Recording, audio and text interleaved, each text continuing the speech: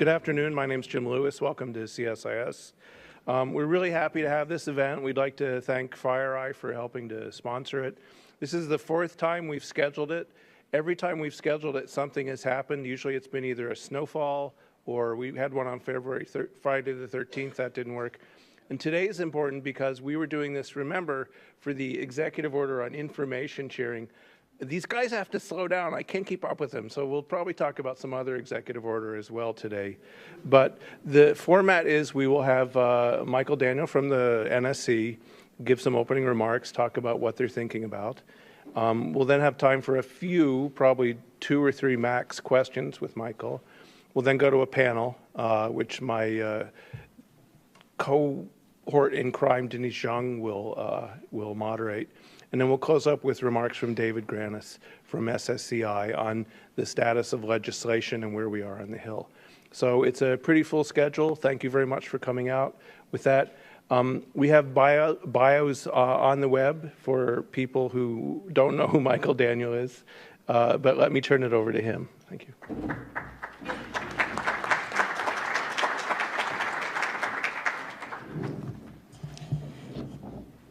Thanks, Jim. Good afternoon, everyone. It's a pleasure to finally be here, and they decided to finally move it to late enough in the calendar that it's actually a good weather day outside, although it is April Fool's Day. So there's something sort of ironic in that. So I would also, I do want to recognize CSIS's strong record of leadership in helping us shape and promote really good cybersecurity policy in the United States and informing the public about cybersecurity and technology issues. So thank you, Jim, for all that you do in that space. So as Jim said, I'm Michael Daniel, and I'm the Special Assistant to the President and Cybersecurity Coordinator at the White House. So in my job there, I lead the federal government's development of national cybersecurity strategy and policy and oversee the implementation of those policies. So in layman's terms, that makes me the chief cat herder for cybersecurity in the federal government. So today I'm going to talk about a topic that we've spent a lot of time on recently, information sharing, and sort of what the administration is doing in that area. Obviously, information sharing, got this room full of people, and if there's 100 people in this room, I could bring up information sharing, and we'd easily have 150 definitions of what information sharing actually means. But for us, I think that we view information sharing in the cybersecurity space as a very foundational element of our ability to combat the cyber threat. It is certainly not the end-all and be-all of what we need to do, because certainly actually just the act of sharing information doesn't in fact make anybody better off unless you do something with the information on the other end. If the government isn't doing something with the information we get from the private sector, or that the private sector is not doing something with the information they get from the government. But in order to enable that action, in order to enable intelligent and well-informed action, you need to have that information sharing going on. And so that is why, as a focal point, we have had many different efforts in several areas to promote the greater flow of information both within the government, between the various parts of the federal government, between the federal government and state and local governments, between the federal government and the private sector in both directions, both the federal government pushing more information out and the federal government getting more information back from the private sector, and between the federal government and our international partners, because all of these issues take place not just domestically, but in an international context as well. So certainly the White House has been very active in this issue, even just in the past few months, from hosting the first cybersecurity summit and summit on consumer protection at Stanford University, and through the executive order that the President signed at the summit, the presidential memorandum establishing the Cyber Threat Intelligence Integration Center, or CTIC, and renewing our push for cybersecurity legislation. So, I would say in this space for us in the White House, the good news has been that the President has been very personally interested in cybersecurity and in these issues. And the really bad news has been that the President has been personally interested in these issues. But either way, it's definitely been a really cool and interesting time to be working in cyber. So let me talk a little bit about the information sharing executive order that we issued back in February. This executive order is really designed to encourage and promote the sharing of cybersecurity threat information both within the private sector and between the private sector and the government. Obviously, this kind of rapid information sharing is essential in several different ways. Both, I would say, at a tactical response level, but also at a more strategic level. At the tactical level, we want to be able to be sharing this information in order for us to be able to respond more effectively to particular incidents and threats. So a particular intrusion into a given company, we want more information there, and we want to be able to use that information to help us protect and defend other companies and other organizations, and frankly also the federal government's own assets. But we also want this expanded information sharing at a very strategic level. You will often hear Phyllis Schneck from the Department of Homeland Security talk about her idea for a weather map of sorts, if you will, in cyberspace. We very much want to create that ability for us to have strategic level awareness of what's happening in cyberspace, what's coming over the horizon, what are the trends, where do we see the bad guys moving, and how can we start to anticipate what that might look like, what will be their next move once we take a particular defensive action so that we can be better positioned to respond. So it's both at that tactical and that strategic level that we want to, that the executive order is really designed to promote. And that executive order laid out a framework for expanded information sharing to help companies work together and to work with the federal government. That EO 13691 in particular encourages the development of information sharing and analysis organizations, or ISAOs, to serve as focal points for cybersecurity information sharing and collaboration within the private sector and between the private sector and the government. So those ISAOs are intended to accomplish four things.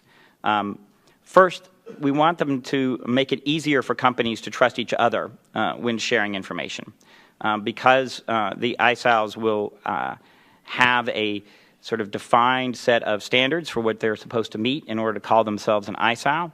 Companies will have better ability to trust that when they're sharing those information with those organizations, they know what those organizations will do with their information.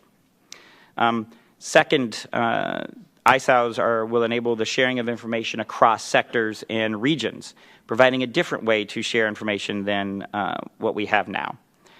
Third, they will provide a partnership structure for DHS to connect with the private sector in a way that is scalable. Obviously, we want to encourage as much participation, for example, of the private sector in the NCIC, the National Cybersecurity and Communications Integration Center at DHS, but there is a physical limit to how many different companies you can jam in there. So we have to create a way that is physically scalable to do the information sharing.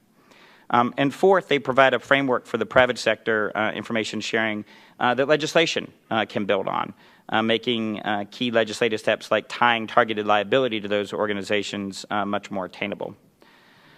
So this ISAO structure that we envision is much broader than the existing structure in several key ways. And in particular, the typical organization that we talk about today are the ISACs, the Information Sharing and Analysis Centers.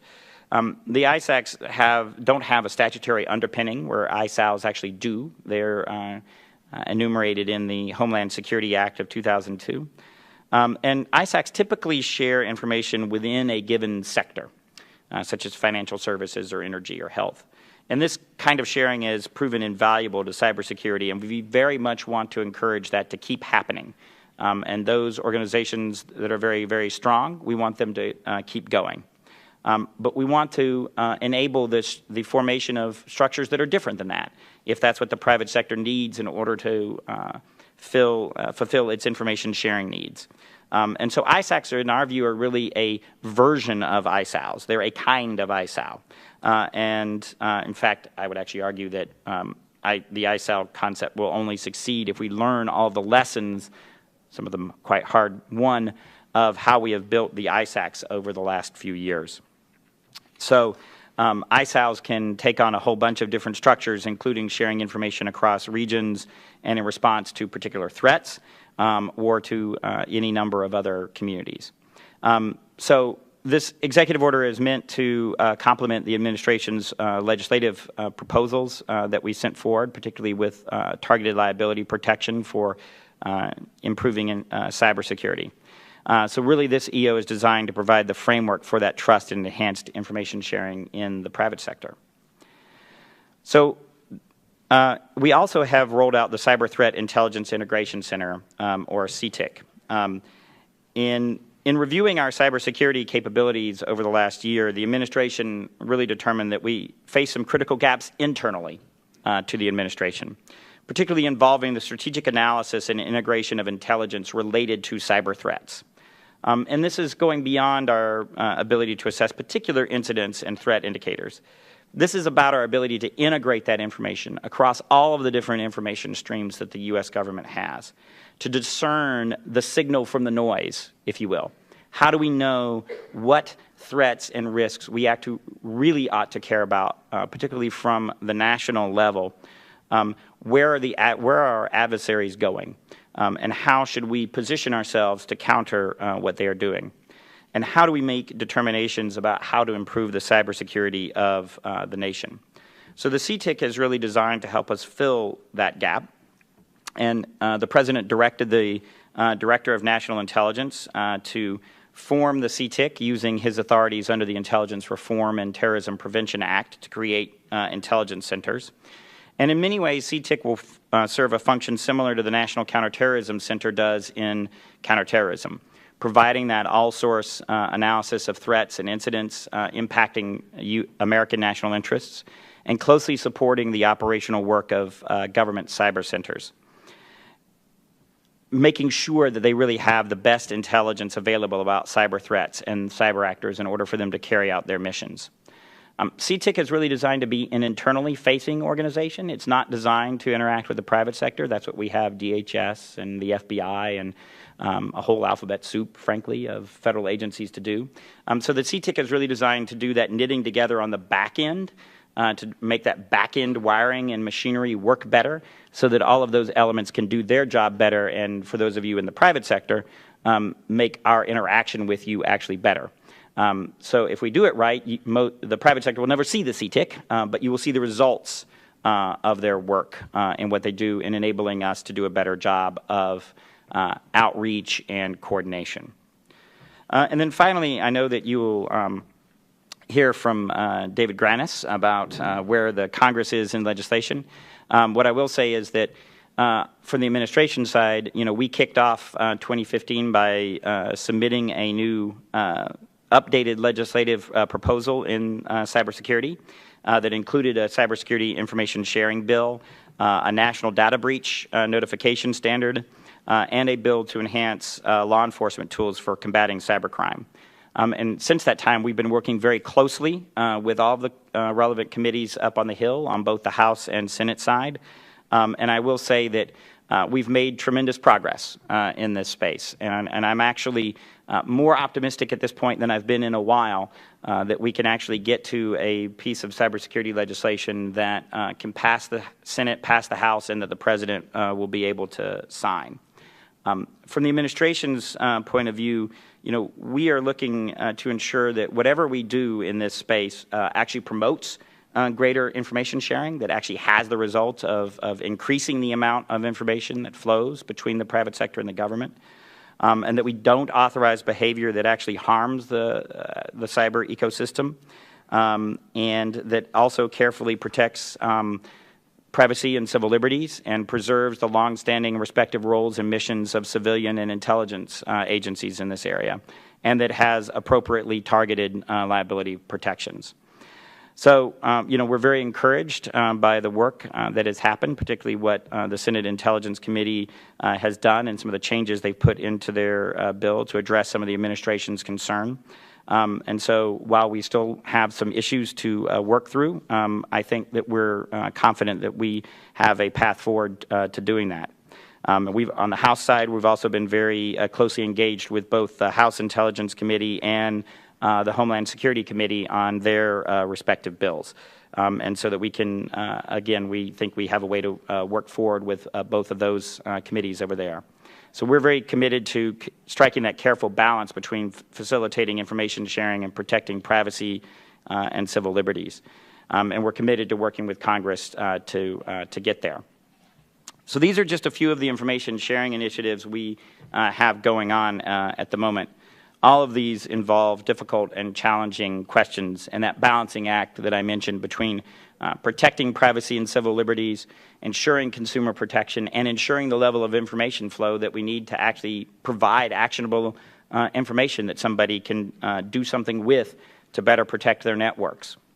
So we're going to continue our push in this area. My office will be very focused on implementing the executive order on information sharing, on standing up the CTIC and getting that into a functioning organization, working with the Congress and the committee staff up there to get to acceptable cybersecurity legislation, and many other projects in order to both raise the level of cybersecurity across our country, to better disrupt what the bad guys are doing, and to respond to and recover from those incidents when they occur.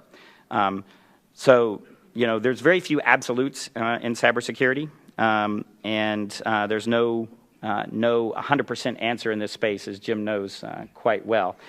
There's only doing better. So we will continue to strive to do better, and I think that we're quite well along on that path. So thank you very much for letting me come and speak with you today.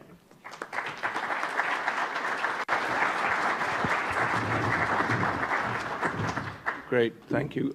It is interesting to have sort of a historical perspective on this. So I was saying right before we came in, if you think about where we were 7 or 8 years ago and where we are now, there's been tremendous progress. Whether it's enough progress is something we can talk about. There's clearly more that needs to be done. But I think I get the first question, and we'll have time for a couple more from the audience. And I warned Michael that my question would be, tell us about how you're going to implement the executive order. What are the stages here? What are you going to be doing on it? Sure. So where we are right now is we are working very carefully with the Department of Homeland Security. In the executive order, they are directed to carry out a process to identify a non-governmental organization or set of organizations that will identify the standards and best practices for ISALs. And so we're in the process of soliciting public comment and understanding and collecting input from the community, the standards community, and others about how to actually go through and make that selection process. So that is that's really where we are at this process at this moment. We hope to finish that up sometime here in the spring and be able to move out over the summer with actually making a selection. Of course, the other part of the EO that is a little difficult to understand because it's written in EOEs, but we also in there fixed a long-standing problem with the industrial security clearance program to enable us to be better able to grant security clearances to the private sector for sharing of cybersecurity information. I'm always hesitant a little bit to bring that up because we will never clear our way out of this problem, and so we tend not to be focused on that quite as much, but it is a component of what we're trying to do. Great. Thank you. And let me say, too, that there's reserved seats in the front. If you're in the back, they're reserved for you, so feel free to come on up and take advantage of them.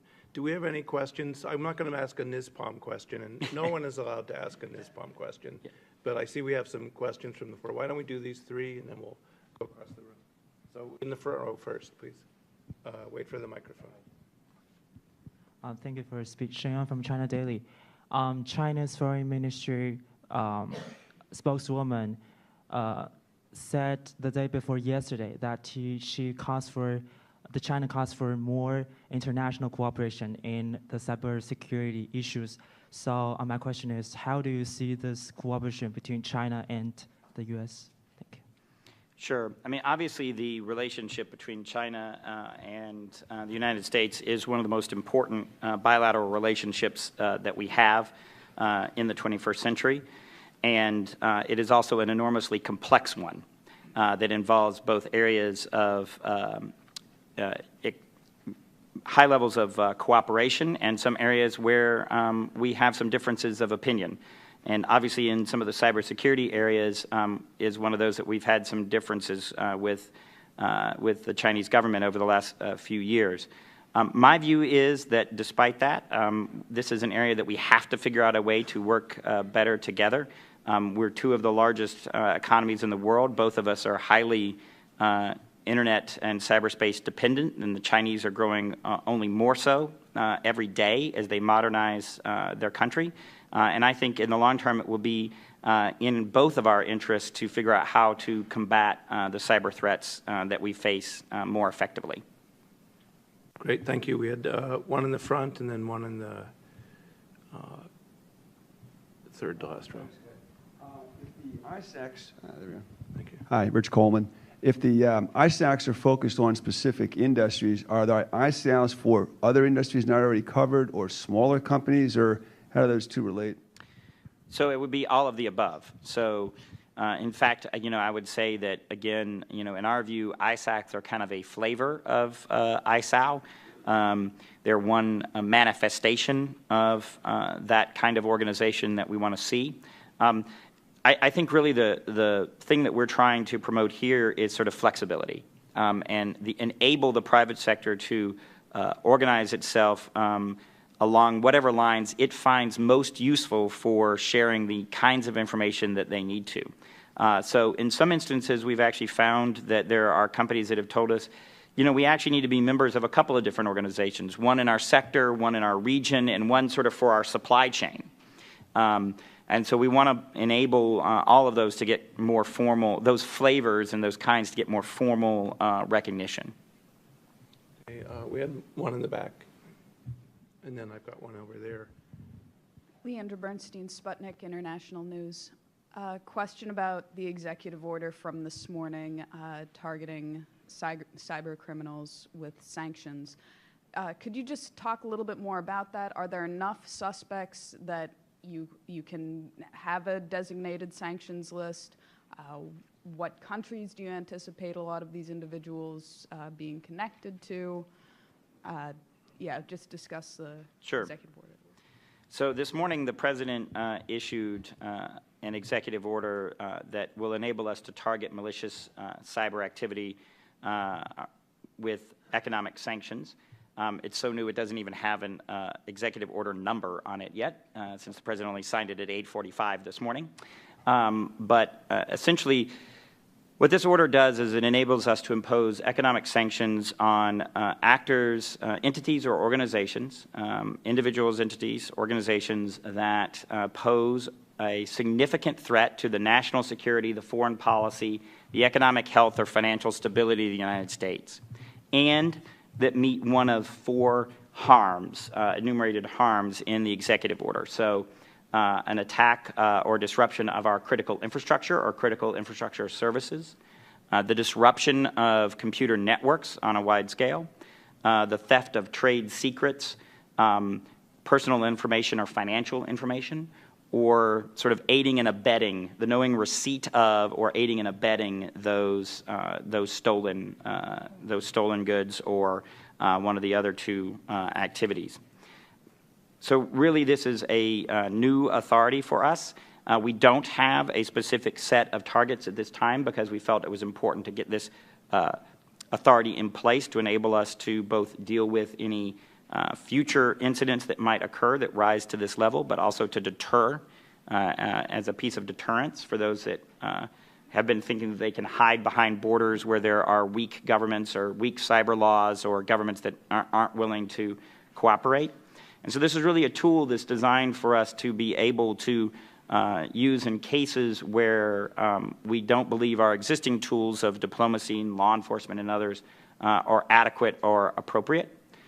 It's not one that we expect to be using every day, but it is one that we anticipate that we will be able to use in a very targeted and judicious manner. The reason it is not tied to any particular country or region or set of actors currently is because we wanted a tool that was flexible enough to apply to wherever those actors are and wherever they may be coming from. It's also designed to, because of the receipt and aiding and abetting idea, is that not just the actual hackers on the keyboard, but those that are bankrolling them and those that are supporting them and giving them their strategic direction for what to go do. So we wanted to build a tool that was clearly targeted and would be used judiciously and carefully, but also was broad enough to actually have an impact in the cyber ecosystem. It's really the culmination of several years worth of work inside the administration to design this tool, and I think it's a very exciting step forward for us in adding to the capabilities that the federal government has to combat the cyber threat that we face. Let me just do a quick follow-up on that one. There's two bits that leap out from the fact sheet, at least. And the first is malicious cyber action, which some people say was a source of debate within the administration. And the second one is the use of the word significant, which to people who are familiar with the federal process looks like one of those compromise words that you put in front of everything. Can you tell us about malicious cyber action and what the judgment will be on significant? So I think the essential framing behind this is we want to be very clear that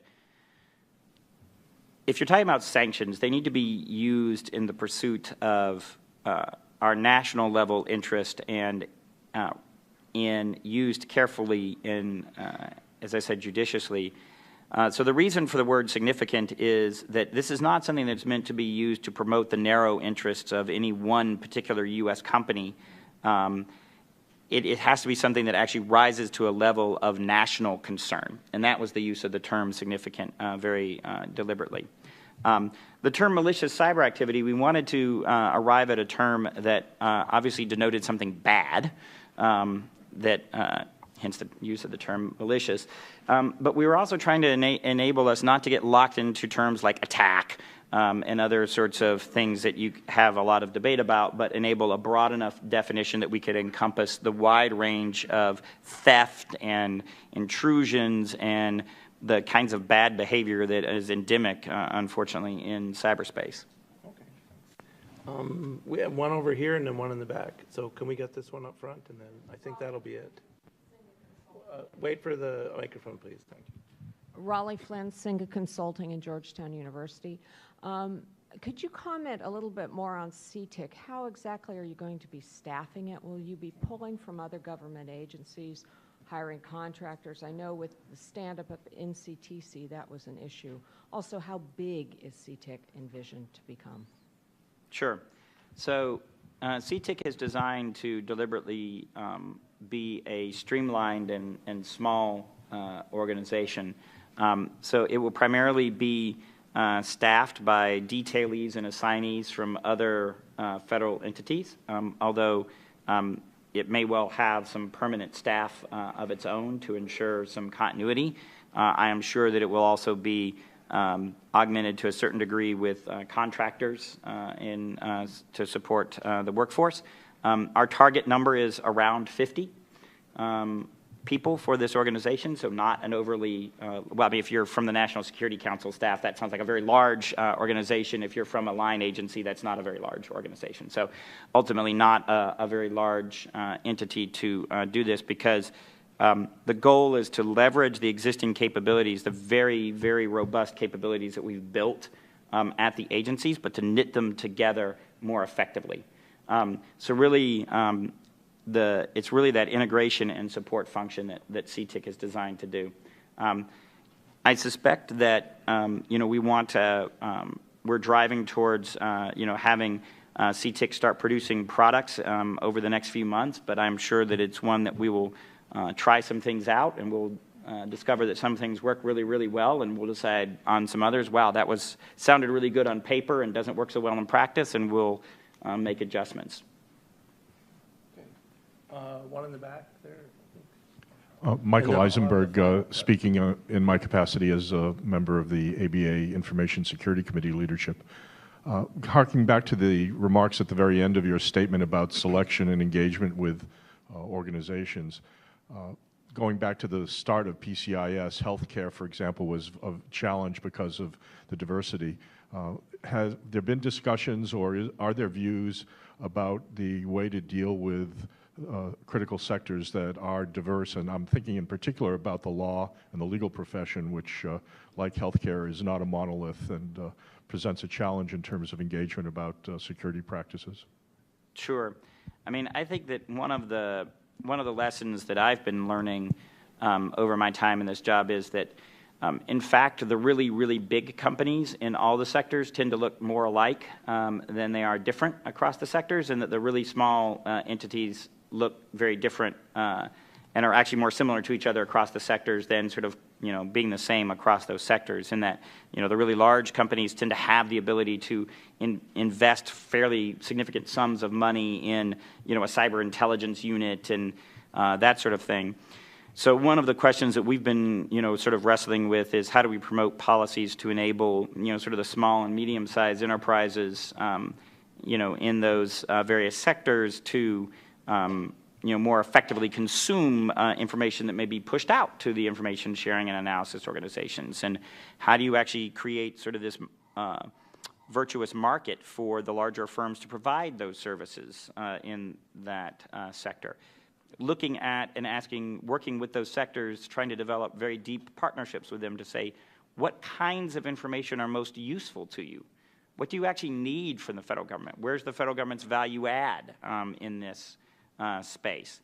So that we actually are, in fact, raising the level of cybersecurity, not just in little pockets, but sort of across the board. Final question, and I'll do it. You've actually put out a lot of stuff. It is hard to keep up. What's next, to the extent you can say? What is it? You have 2 years left, more or less, in the administration. What do you want to do? Where do you want to be? Where do you hope these EOs will end up? So, easy question. Yep. So I think that, we're going to continue to focus on sort of, I think, really three very core areas to us. So how do we raise the level of cybersecurity for the United States, both in the short term and in the long term? And I put in the long-term category, one of my favorite passions is killing off the password, killing it dead as a security measure. How do we disrupt and counter what the adversaries are doing in this space? Jim, one of the conversations you and I have had frequently is sort of the emergence of cyber as a tool of statecraft. That is something that we are going to have to adapt ourselves to in this space. And then finally, how do we build the federal government's capability to manage and respond to and recover from cyber incidents effectively? We are, no matter how good we get at doing our defenses, no matter how good we get at countering and disrupting what the bad guys do, sometimes they're going to be successful. So how do we actually respond to those events in a very effective way? So we're going to keep pushing on policies. We're going to keep focus on implementing the policies that we've pushed out. We're going to keep focused on working with Congress to get to cyber legislation. And we're going to keep looking at policies in those areas that I laid out so that we can really make some progress against this and leave the country materially better off. Okay, well, great. Good agenda, pretty ambitious, but I like it. Let's join me in thanking Michael for his presentation. Thank you very much.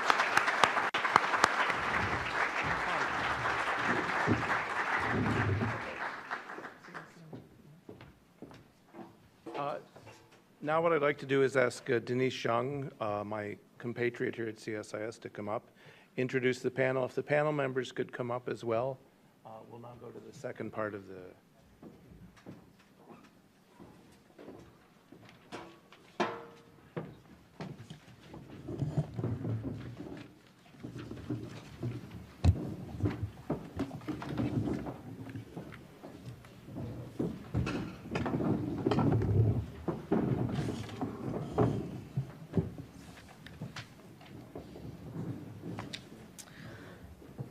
Hello, I'm Denise Young, Deputy Director and Senior Fellow here at the Strategic Technologies Program at CSIS.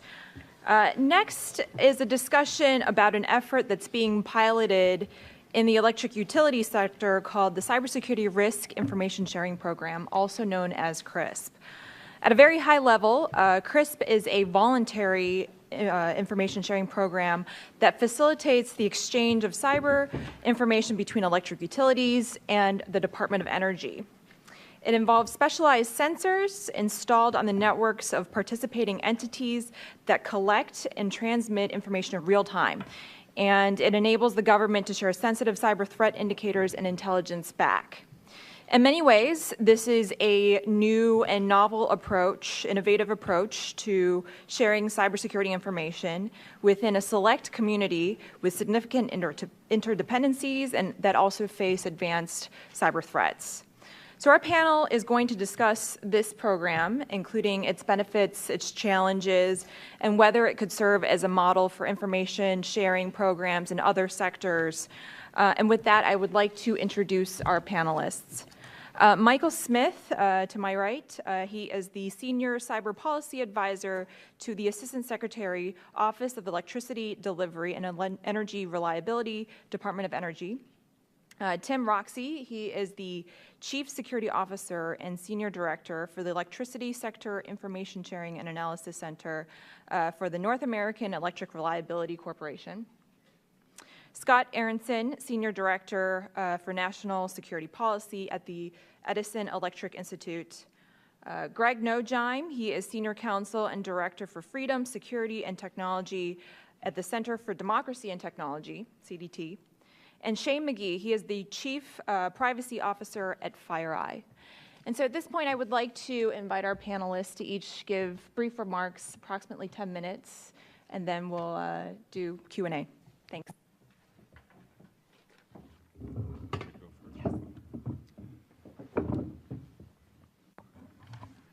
Hello. I'm the CRISP Program Manager. I've been so since August 2012. The program was kind of floundering at that point, and we had to come up with a way to get it restarted. I think everybody saw the benefit, potential benefit, and so it took at least a lot of hard work over a couple of years to get it up and running again. So various legal, policy, and financial barriers exist to sharing cybersecurity threat information. Security clearances, need to know, fear of regulatory noncompliance, fines, shareholder expectations, civil liberties, and privacy. At the same time, a growing number of companies are collecting, analyzing, and selling extremely valuable, actionable, unclassified cyber threat information, in many cases with attribution. The government cannot and should not compete with these companies. So given this situation, how does the government make the case that critical infrastructure owners and operators should share more information? What can we offer that these best-in-class companies can't? Classified government information. So that's kind of the heart of what we're trying to do with this collaboration. So the CRISP program is, as you've heard described, a public-private partnership, and I think you all have a handout that at a high level describes the basic infrastructure and data flow process of how we started. I would correct one thing you said, called it a pilot still. I officially changed the P in CRISP to program about 1.5 years ago when the electric sector decided to partner with us and take it and run with it. So it's no longer a pilot, although we are, to fulfill our role is kind of the improving the program, looking for ways to improve it. We are conducting a series of operational pilots to test out technologies, and we'll talk a little bit about more of that later. So the purpose of CRISP is to collaborate with our sector partners and to facilitate the timely bidirectional sharing of information as close to machine speed as we can, that's our goal, and develop situational awareness tools that can help improve our situational awareness and our sector partners. So DOE performs and funds the classified analysis, and we conduct these operational pilots, as I mentioned, while the electricity subsector funds basically everything else themselves. And that was always the vision of the pilot, was that if this was beneficial to industry and they decided to move forward with it, that eventually it would transition to that type of arrangement. So it's worked out fantastic, and NERC, the courage it took, and the department to decide to move forward with this is pretty groundbreaking partnership. The vast majority of actionable cyber threat information, as I mentioned, is unclassified, and it's in the possession of the private sector. While the government has classified government information and in all threat intelligence information, it doesn't get that real-time information from the critical infrastructure owners and operators. So what we try and do is to make that value and make the partnership work is we call it an enrichment process. We take the information that they voluntarily decide to share with us, and the department analyzes it using classified information to see if there are gaps, trends, the picture they have of a broader understanding of what's hitting all sectors in the U.S. and how we can declassify that as quickly as possible and push it back out to the partners, hopefully at machine speed, but until then, at least as fast as we can.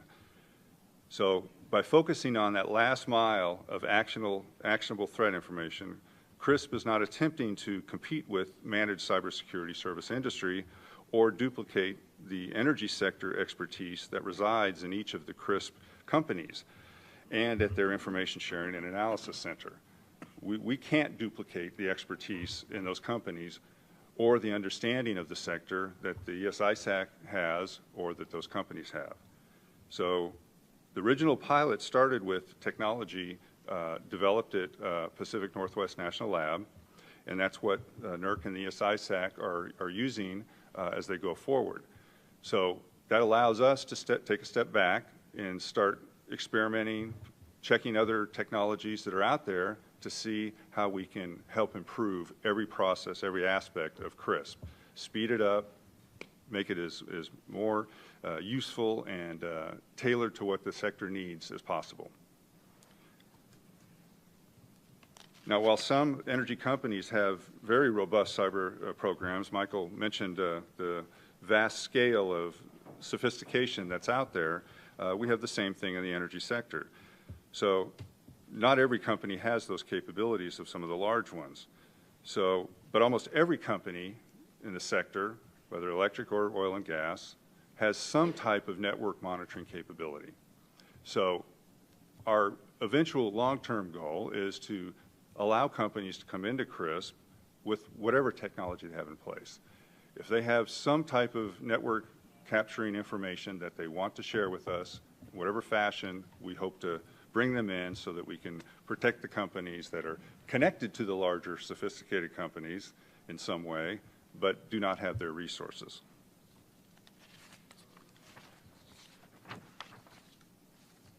The full and successful implementation of CRISP as an ongoing, enduring program will require both industry and government to address and mitigate all of the sensitive legal and policy concerns that we've been addressing for the last 2 years.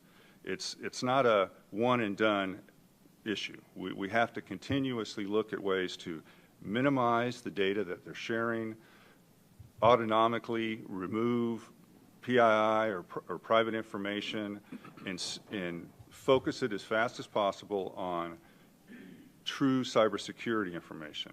So that's kind of what we're searching for, and the transition from our small pilot to NERC and their companies coming in was a perfect example of how bringing their lawyers and their expertise to the table to work through these issues strengthened every protection and issue that we dealt with in the beginning of the program to protect privacy and civil liberties better than in thought of things that we did not think of at the pilot phase.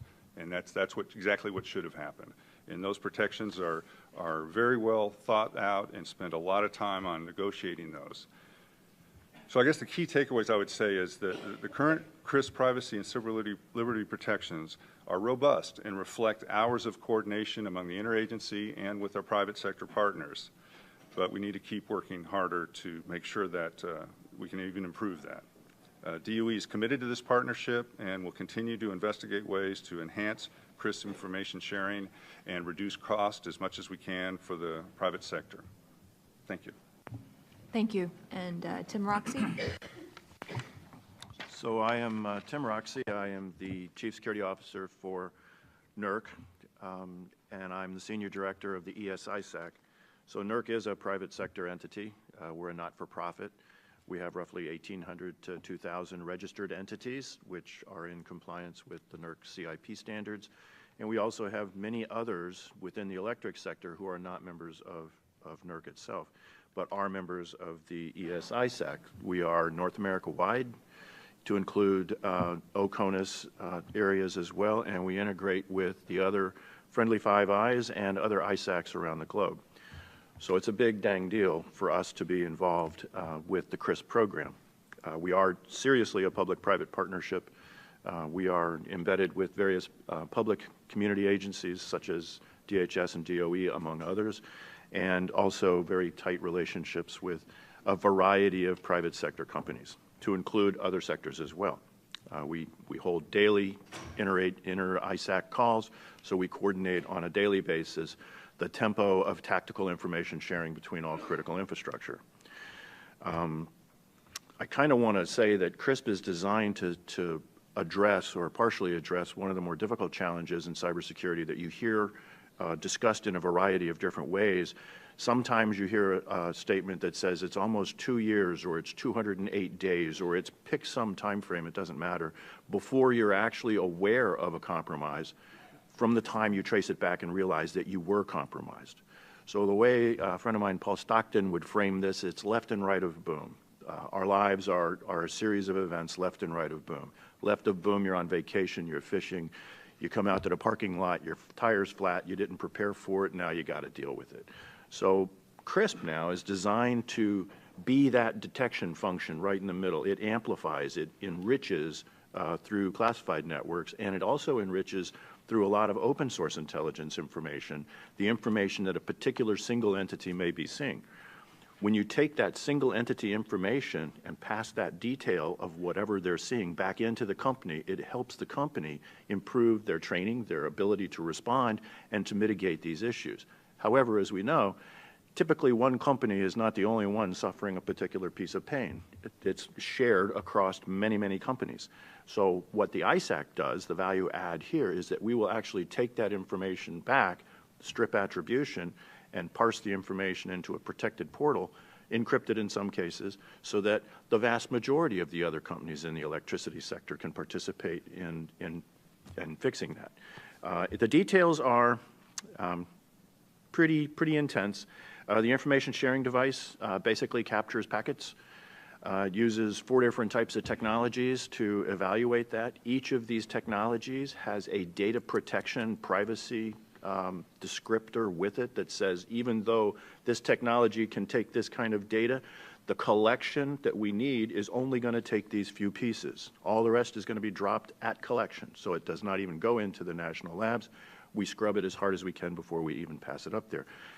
The initial analysis of this is actually performed by a series of very sophisticated algorithms, and then the basis of those algorithms, when they start to generate the report function, it goes to a system of a network of human analysts who tear down through the information and put context, open source sometimes classified context to it, all with the intent of creating a package of information to go back to the entity who had the ISD system that gave you the data to start with, but also to horizontally integrate that information across all the other classified and unclassified networks we have, and then to share it across the sector.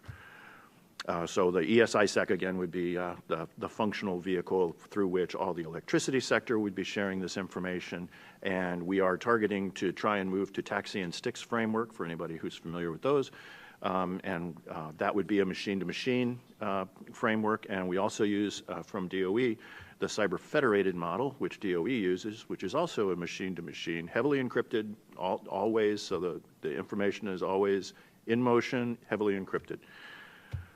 And that's where we are. The actual document which is shared amongst all the entities, is about 60, 70 pages long that describes in exquisite detail every field that the technology can capture and the requirements for privacy concerns associated with every field, and which fields are needed and which fields are not. They're simply not collected.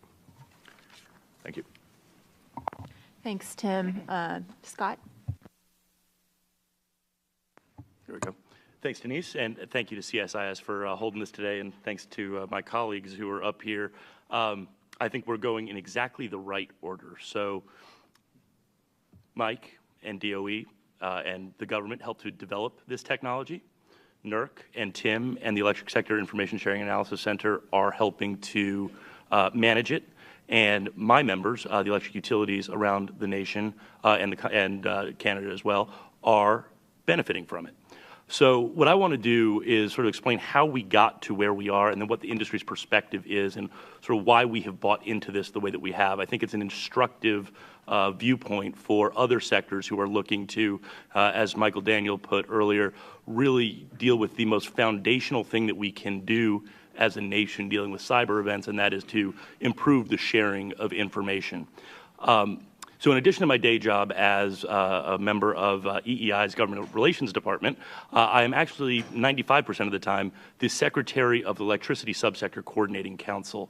I'll give a little background on what the ESCC is and what it does and how it relates specifically to the CRISP program and where we are today.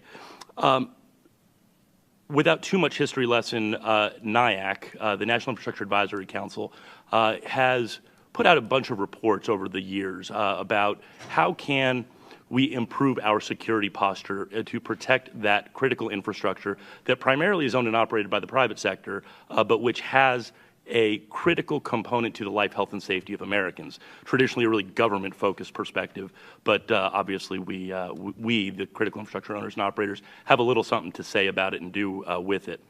So in 2011, NIAC wrote a report about electric and nuclear sector resilience. They said there ought to be a senior executive dialogue between CEOs and senior administration officials. We said, yes, there should be that, and wrote a letter to the president. That first letter was ignored. We wrote a second in May of 2012, and that one was responded to. The intervening event was Fukushima, and the administration saw that the Japanese government was effectively setting policy in the middle of a crisis. I am very fond of quoting my engineers, that is suboptimal. So we got commitment to work together, and we are now working together at a very high level on a very regular basis at a very fast pace. The ESCC is comprised of 30 CEOs and trade association heads representing the entire electric utility industry. If you think of the electric grid, it is one big machine with thousands of owners, users, and operators. We have to work and play nicely together. We have to keep this big machine operational. So the CEOs who have a lot of value to this, you know, people joke, CEOs don't do work. No, they don't, but they set policy, they set strategy, they provide resources. They are themselves a draw that brings other folks to the table that help us to do more, better, faster. In this particular case, that was bringing senior administration officials to the table. When the folks in the corner office, both industry and government, care about something, you can do things quickly. And the deployment of CRISP is an example of that, and I'll go into a little bit more detail. The CEOs, about 2 years ago now, with the administration said, we're going to focus on 4 things. Here's what we're going to work on. Information sharing, making sure the right people are getting the right information at the right time. Tools and technology. The government has some cool toys. We want those on our system. Improving incident response, to Michael's point and others. You can't protect everything from everything. What do you do when something goes wrong? And then cross-sector coordination. No one component has a monopoly on good information. And frankly, if you think about the electric utility system, everybody likes to focus on us as the most critical of the critical. Everybody relies on us. If we don't have water, we can't generate steam or cool our system. If we don't have telecom, we can't operate. If we don't have transportation or pipelines, we can't move our fuel, so on and so forth. The interdependencies across the sectors are profound, and so we are focusing on that as well. If you think about CRISP and the description that you've heard from Tim and Mike, it effectively addresses in one component or another all 4 of those missions. Tools and tech, well, it's a tool and a technology developed by the government, managed by NERC, and deployed by the industry. Information sharing, it does information sharing, and it does it at a machine-to-machine, or will be, hopefully, in the future, doing it at a machine-to-machine level. At the very least, it's getting toward machine-to-machine. Incident response gives us a sense of when we're going to be, to use Tim's language, right of boom. And cross-sector, it is a platform. If you look at some of the other sectors who have done some interesting things in this space, they are developing, think financial services and the Sultra Edge project. We can benefit from that. They might be able to benefit from CRISP. How are we, and Tim is at the center of this, sharing information across the ISACs through the NCIC bilaterally among the interdependent sectors? Again, CRISP is a facilitator of that. So that's how we got CEOs and senior administration officials to say about a year ago now, deploy it. Not a pilot anymore. It's a project. We want it. We want the ISAC to be at the center of this, and we need these tools and technologies to help improve our capabilities and improve our situational awareness. People often say that relationships are complicated, legal ones more so. And when you think about the entities that are a part of this now legal relationship, contractual relationship, the Department of Energy and the government more broadly, NERC and the ESISAC, dozens and growing numbers of utilities who are deploying. If you think about, and Greg is going to get to this, I assume, the privacy implications of all of this. We spent the first part of last spring just figuring out what we had to do. The CEOs then, led by Tom Fanning, the CEO of Southern Company, threatened to lock us in a room until we got it figured out. That kick in the pants is what we needed, and we were able to actually get everybody to the table, weekly calls, working through every element of this legal relationship that was going to allow us to deploy this technology with the ISAC at the center of it, with a classified component of it, and a government project, developed project, into the hands of the private sector so that they could use it in a way that honored the privacy concerns that were not insignificant, and the privacy of the companies and their employees. Things, again, that were not insignificant. We created a memorandum of understanding, and what we effectively have now is a boilerplate that every company that wants to deploy CRISP is able to sign on to, create a scope of work unique to their company, and deploy in what has become about a 6 to 8 week process. So if you think about where we were with a five company pilot a few years ago, and to where we're going, where we're hoping to have tens, dozens, if not more, companies in the future, we had to make it as simple as possible, but not simpler. That's where we are legally today, and that is how we deploy this technology. Tim threw out the number 1,900. There are 1,900 utilities who make up the bulk electric system. They're called registered entities. That's the term of art. We will never get 1,900 companies. That's okay. What we want to do is get a good cross-section regionally by the type of company. I represent investor-owned, there's cooperatively owned, there's municipally owned, there's Canadian. How can we get this into the hands of a good cross-section of people?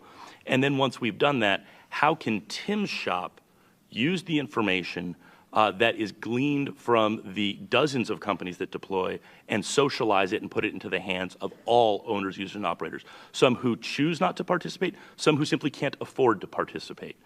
That is the model that we have created for the electric utility system, and one that we think works well for us.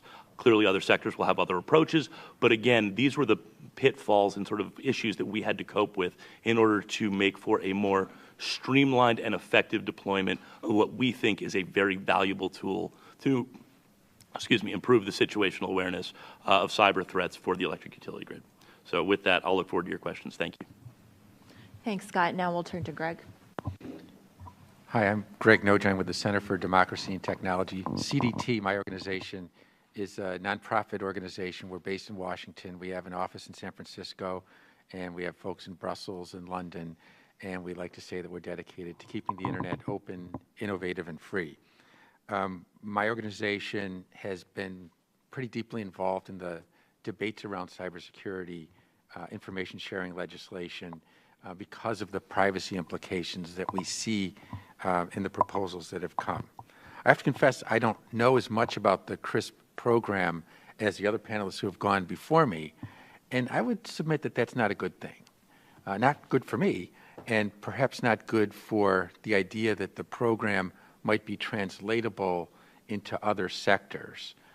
One of the things that I think a lot of the privacy community would have concerns about is the extent to which the program and programs like it are transparent, so that people actually know what are the privacy protections that have been built in, and are they effective, and exactly what information is being shared, how is the PII being stripped out. These are all things that are being discussed actively now in Washington. There's a lot of folks who are very sensitive to that information, and I would just submit that more transparency about that would be a good thing for this whole program. One thing that I like is the idea of finding approaches to solve and deal with the issues that come up when the government gets involved with the cybersecurity information sharing activities. In the legislative context, those have mostly, well, they have often centered around when personally identifiable information is shared as part of the cyber threat information shared so that people can help protect each other from cyber threats. It will necessarily include some PII, personally identifiable information, and it will sometimes include personally identifiable information that isn't necessary to share. How is that going to be dealt with? And what steps are taken to minimize the sharing of that information? Those are the concerns that really, I think, are coming up a lot in the debate around the legislation, and it's good to hear that panelists are concerned about that. When that information goes to a governmental entity, additional concerns come up. How will that entity use it? Is the entity in the intelligence area where, let's just say, some agencies have been rather promiscuous in their gathering of information, including information about persons in the United States? Will it be turned to non-cybersecurity purposes, such as criminal prosecutions? Now, I don't know what the rules are for the CRISP program, but I would suggest that rules that prohibit non-cyber use of the information being shared would be a good thing.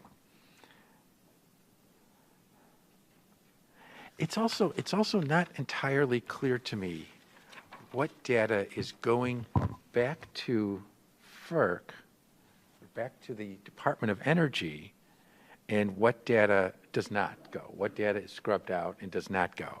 And I think some additional clarification would be useful in that regard.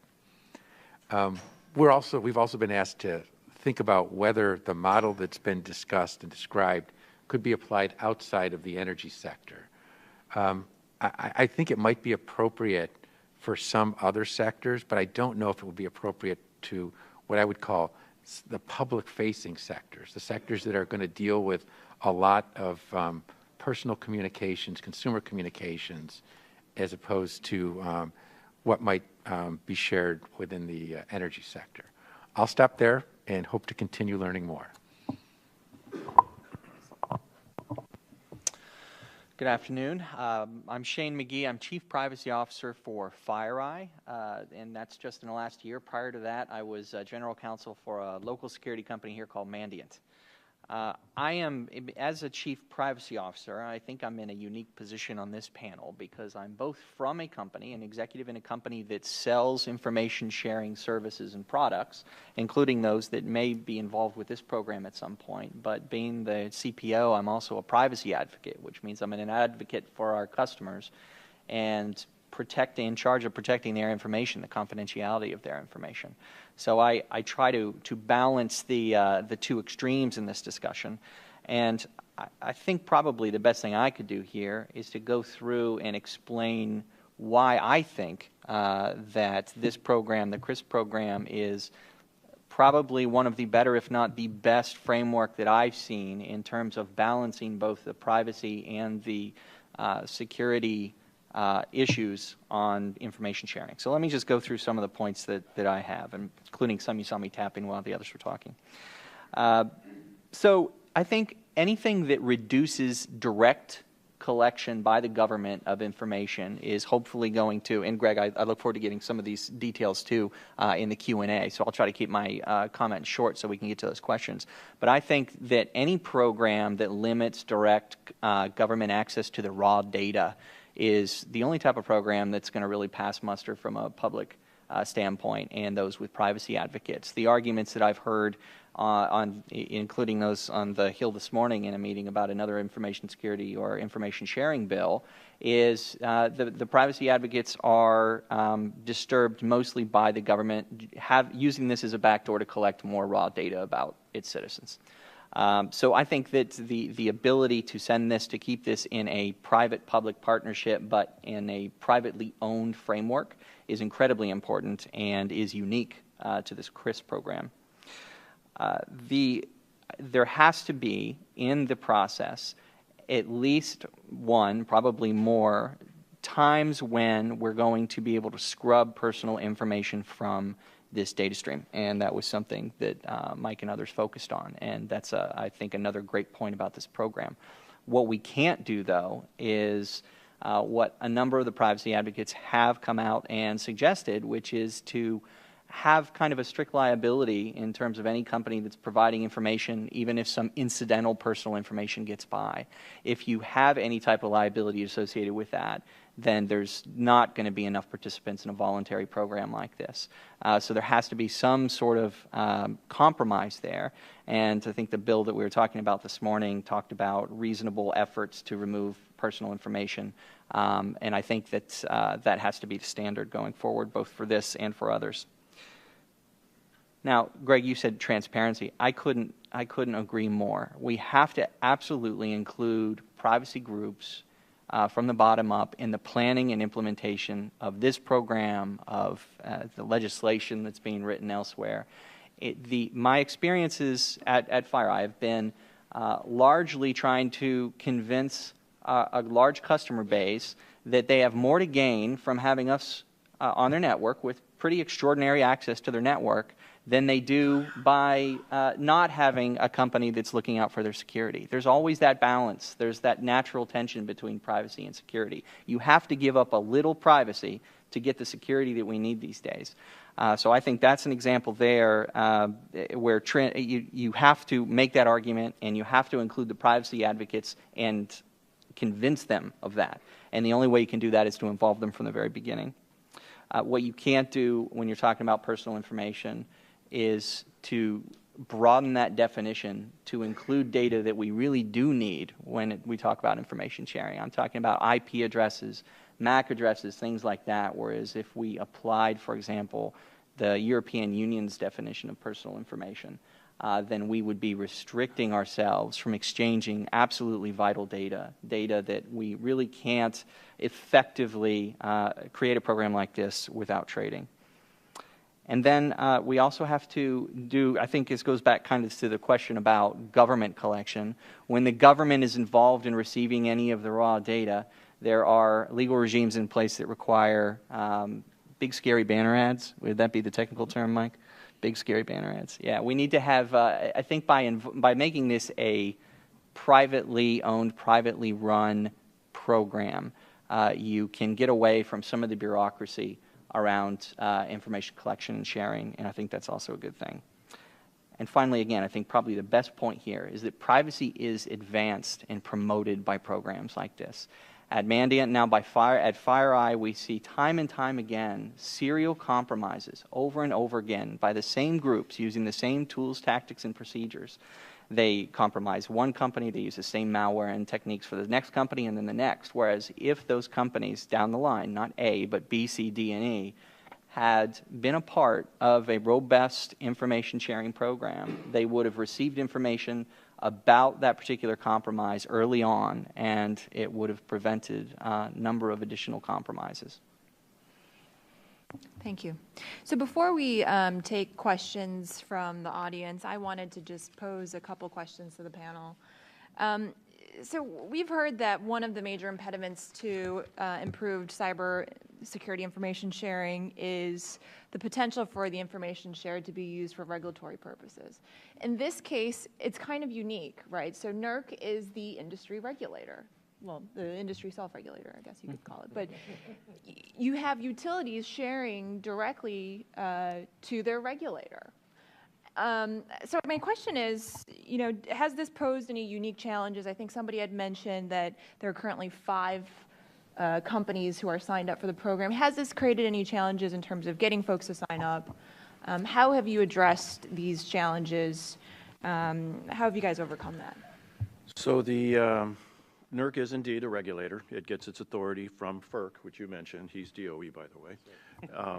I just want to make that clear. It gets its authorities under Section 215 of the Federal Power Act. If you look at Section 215 of the Federal Power Act, it said go find an ERO and give that ERO the ability to create standards and do compliance management and enforcement. Well, if you go back to 1998, at the beginning of, I'll get the number wrong, PPD something or other, 63 I think it was, that came out of the executive branch. Right, and when you come out of the executive branch, you don't have the same legislative authorities that you have out of the legislative branch to impugn sanctions and penalties, et cetera, the regulatory function. However, you do get the information sharing function. So when you follow the HSPD 7, PPD, whatever it is, and I'm sure you folk can track this much better than me, but out of the executive branch, you get into HSPD 7, you get into the NIP, you get into the public-private partnership framework, and you start the conversation around ISACs. And to Michael's point earlier, we are actually an ISAO as well, right, because Information Sharing and Analysis Organization. So when you come into that framework, then you do not have the regulatory component. So the ES-ISAC does not have the regulatory component. However, it receives Section 215 funding for the boots on the ground and the equipment of our fingertips.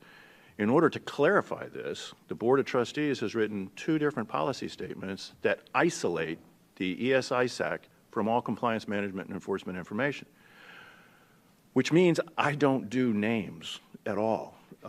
I do security. I do not do names. I won't tell you how many are in the program. I won't tell you who they are. I won't tell you the kind of data that we're collecting and analyzing or who I'm sharing it with, because I don't want even the implication that my team or myself is talking to compliance management and enforcement, even in circuitous routes. So with several sets of Board of Trustees, and they're my boss's boss, right? So that's the people at the top. They have discussed this openly in the public amongst all the utility asset owner-operators. They've discussed it in front of FERC. All the way across the line, there is now a barrier between the Section 215 funded regulatory aspect and the executive orders and HSPD 7 public-private partnership coming out of the executive branch that creates the ISAO and ISACs. So this is a non-statutory mandated function out of the executive branch. Ergo, I am not part of the regulator. Now, that took a little bit of education, took a little conversation around the industry, but I think we are pretty much down that path. People tend to trust us quite a bit with sensitive information. So I'll echo something Tim said. Yes, Denise, there was a problem, and we had to educate a bit. There is concern with sharing information that could be held and used against you in a regulatory proceeding. The fun metaphor that I like to use is you wouldn't go to marriage counseling with your attorney, so you want to be in a place where you can share information freely and openly for the benefit of all, and we needed to prove to people that, in fact, the ES-ISAC, which is a unit of NERC, but is its own separate entity, was not, in fact, breaching that trust. And Tim and his team have done a lot of work to socialize that message and to do the things, the basic belts and suspenders that need to be done to isolate the information that they are collecting and to isolate themselves from the broader compliance and enforcement functions that NERC also does. That is ongoing, and in fact, the ESCC is undergoing a review of the ISAC, and one of the things that is being looked at is how can we even do a better job of ensuring that trust, because the second that that trust is breached, this program goes away, because every company that is a part of it will say, I can't trust it. The things that I am sharing are now going to be held and used against me. I'm done. And then this crumbles under its own weight, and that's terrible. And Tim and his team understand the existential threat and are doing everything that they can and should be doing to ensure that that never happens. So I think this discussion actually leads to some of the points that Greg and Shane made about privacy and transparency. And it sounds like, Tim, you had mentioned you're not disclosing who's participating or even, what type of information has been shared at a detailed level. So how do we get the transparency we need to assure people that their privacy is being protected while addressing these other concerns? Actually, the person who could probably do the better job with that would be either Scott or Mike. But in my world, as we were going through recruiting the initial group of folks, entities, the privacy offices of each of these entities was part of this conversation. The general counsels of each of these entities was part of that conversation. I don't know if you've ever tried to write a contract with 25, 35, 45 general counsels all talking about nuances associated with these various places. But it was an exceptionally difficult challenge. So I think that would be something that Scott would probably take on future tense in order to figure out the appropriate level of transparency around the privacy concerns on the technology. Because once we capture the data, it still has significant scrutiny and involvement associated with making sure that nothing gets into that data stream. So the technology can be configured in a particular way based on the privacy concerns within the data sharing agreements, but additional transparency would have to come from outside of my organization because I'm internal to the organization. Scott, could I cover one thing just before? So before we even started working with NERC and the ESISAC and the industry guys to migrate to where we are now, I've worked with our privacy officer of the Department of Energy, Jerry Hanley. He's the lead across the department.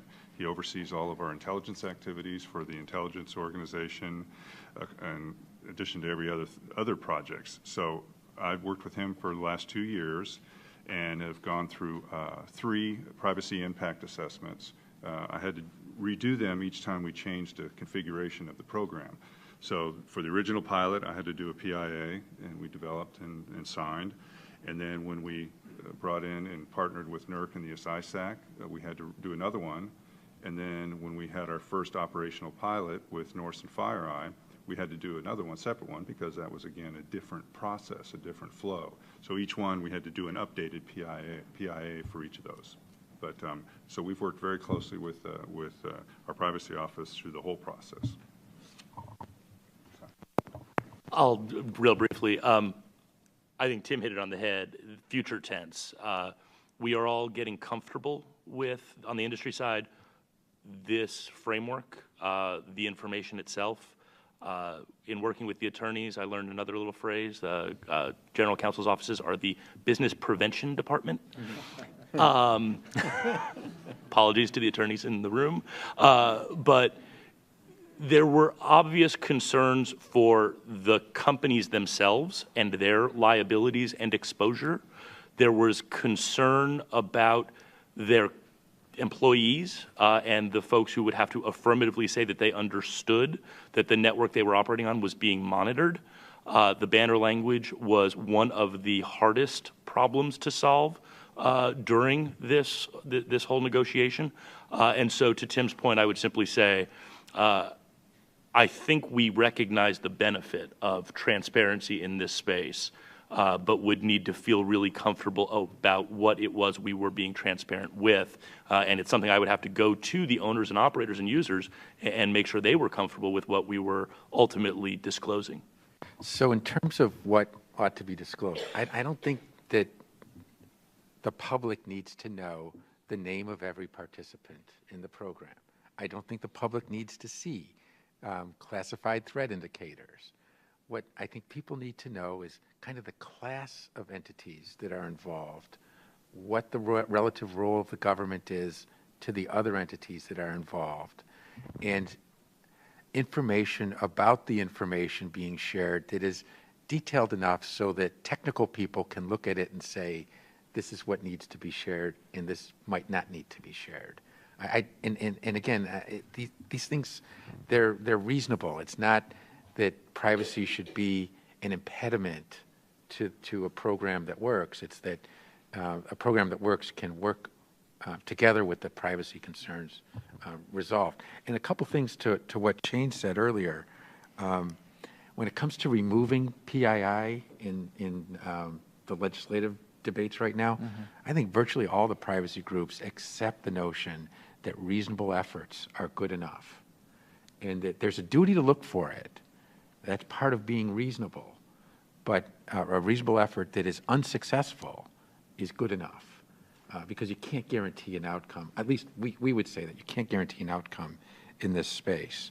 And the privacy groups that are actively engaged all recognize that PII that includes IP address, for example, is going to be necessary to be shared in order to describe a threat. And we get that. And we wouldn't have a leg to stand on to say, no, you can't share that which is necessary to describe a threat. So I think that, the debate has kind of gotten beyond those things and moved on to some other things. Example, do you have to look for the irrelevant PII in order to scrub it out? Or can you just say, well, we didn't know, we took a look, we weren't sure, so we passed it on. That's really where we are at this point. Yeah, no, and I do appreciate that a lot of the groups do have that opinion, and I think that's a very reasonable and strong opinion. Some holdouts on terms of the breadth of the PII. I also want to say that again, education here is absolutely key. And when I've had these debates previously, I've actually sat down and I've pulled out a stack of indicators of compromise and I've put them on a table. And I said, these are chosen at random. Find me a piece of personal information. It's not there. I mean, nobody has any interest in collecting it in the first place. It's not relevant to this type of intelligence. I think that the more we include people in that process and have the privacy advocates actually on hand to see that, I think the arguments are going to fall away very quickly and this will be accelerated. So I think we have time for a couple of questions from the audience up here in the front. Just wait for the microphone. Hi there, James Greathouse from Industry Canada. How does CRISP currently deal with international partners, and what are the future implications for international partners? Go ahead. We've had several calls and conference calls with Canadian entities in the North American power grid, and we all hold it as a goal to bring a partner in if we can. It's obviously raises some difficult things of the classified enrichment piece. How would that happen with a Canadian entity? But we've had numerous, at least 3 or 4 conference calls with the right Canadian government and private sector representatives, and they're thinking about it and looking at it, and we will continue to pursue it. If it means that the Canadian intelligence community would have to serve that function, so be it. And we could partner with them directly rather than us doing the enrichment for Canadian entities. Let me say real quickly, I'm excited about CRISP, not just so that CRISP could be expanded, but as a proof of concept. I think this structure, this framework, has a whole lot of promise to it. And I think if it works in this context, we can start up in other places, not necessarily an extension of this program, but other programs that are modeled on it. I think we had a question here. And if I could just to respond, the Canadians are already participating because they're members of the ESISAC. They actually see the reporting that we generate in a sanitized way in the portal. It's just not identified in the portal as coming from CRISP. It's just things that we post. Hello, I'm Megan from Obsidian Analysis, and kind of going on that proof of concept, while the utility sectors had a lot of struggles in sorting this out, has their recent success proven to be a motivator for other sectors that are much more behind, such as the oil and gas sector, as they're kind of interlinked? And secondly, in addition to being a motivation just, for their own security, are there any other motivators out there, say insurance companies, showing their due diligence to insurance companies? So I'll talk to both of those just a little bit. I always hesitate to say that any of the sectors are behind. I sort of go at all the sectors are different and have different needs and different goals. That said, I think the right word is proof of concept. And there are other sectors who, again, I sort of bristle at this notion, but who are ahead, who are doing some unique and interesting things themselves that we are also learning from. So a big component of what the ESCC is doing is looking at this in terms of cross-sector and interdependencies as effectively the common interdependency for so many other sectors. We are foisted into the middle of it, and to the extent that other sectors can benefit from our experiences, we think that's a good thing. And we are socializing what we have done. And in a lot of cases, not to name names, other sectors are looking at what we've done with intrigue. The second question was insurers and all of that. Yeah, yes. Not specifically as it relates to CRISP, but as these different projects that are really linking government and industry get more publicity and help to do in some cases, help to provide more information and underwriting tools to the insurance community, to the credit markets, to other places. We are seeing an interest in them learning from, again, these experiences and the information that's flowing and the security posture. I also think, and this just comes from recent experience in talking to some of the credit rating agencies, there is this increasing recognition that you cannot protect everything from everything. So one of the benchmarks for how mature are you is how capable are you of degrading gracefully and responding quickly. And again, CRISP is one of the things we can point to that facilitates that. I think we have time for one more question over there. Hi, Randy Sabet from Cooley. This has to do with the discussion of trust that was going on. And for those of us who have been in this area of standing up these communities of interest for many years, trust is the biggest issue. And it's difficult to force trust. And in fact, with a lot of groups, they're only successful because of pre-existing trust relationships that might be in place. So that's true of the FS-ISAC to some extent. So the question here would be, how much of pre-existing trust existed amongst the CRISP members, and is that something that you see that the lack of that trust as a potential barrier for other participants? Thank you.